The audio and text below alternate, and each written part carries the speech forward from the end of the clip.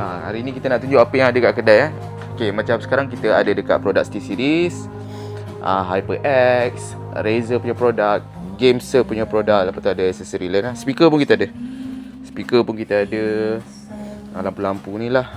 Ini bahagian Nintendo. Yang ni Nintendo game. Lepas tu yang ni back dia. Ini controller. Siapa yang datang kedai nak test main Switch 2 boleh dekat sini. Controller pun boleh test. Tengok macam ni. G7 Pro, Nova, apa semua ni pun boleh. Ni bahagian game lagi. Ni aksesori. Ini aksesori untuk Switch 2 sahaja. Sepanjang ni. Ni V1, V2, OLED semua boleh pakai. Oh, ni ada stok baru sampai. PS5. Ni PS5 Pro. Ada monitor. Oh, lepas tu kita ada package untuk play seat punya. Ni Sultan ni lah.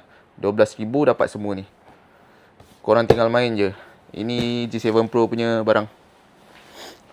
Lepas tu ini aksesori Nintendo PS pun ada sikit dekat sini. Bahagian ni, oh ni model terbaru untuk SteelSeries Nova 3P wireless. Ni agak murah. Dia boleh pakai dekat PlayStation. Nintendo pun boleh, PC pun boleh ni. Dia ada macam-macam color. Lepas tu ni Tamagotchi. Ni bahagian PlayStation. Ni CD PS4, CD PS5. Kita ada banyak lagi sebenarnya. Lepas tu ini bahagian emulator. Ada Odin 2 Portal, RG476H, Trimoi. Lepas tu Trimoi Brick, Mark Mi Air. Lepas tu ada Ayaneo, Arbonic, Retroid. Semua ada kat sini. Okay, lepas tu kita tengok. Ini bahagian controller baru. Untuk Nintendo, PC. Boleh pakai kat sini. Ni controller Xbox. Ni apa ada Xbox lagi. Xbox ada. Elite Series tu pun ada lagi kat sini. Yang ni bahagian PS. Okay, kalau korang tengok kat atas, kita masih simpan lagi 30th anniversary. Ghost of Yotei. Ni PS5 punya. Kita punya PS5 mostly Malaysia product Okay, lepas tu kat sini CD PS5. Ni semua CD PS5. CD PS5. Okay, siapa yang cari controller second pun kat sini ada.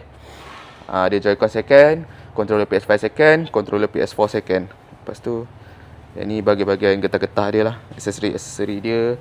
Ini bahagian second hand. Okay, untuk second hand kita ada ROG Ally, Steam Deck. Lepas tu kita ada Legion Go. Oh, PS5 second pun kita ada. PS5 second, PS4 second. Itu barang-barang PS5, PS4. Lepas tu kat sini kita ada racing seat. Ni apa nama steering punya apa semua ni. VR. Kat sini kita ada keyboard juga. Tu ada pedal kat bawah tu. Ni ada motor dia. Ini bahagian controller. Ni controller untuk PS4. Controller untuk PS4.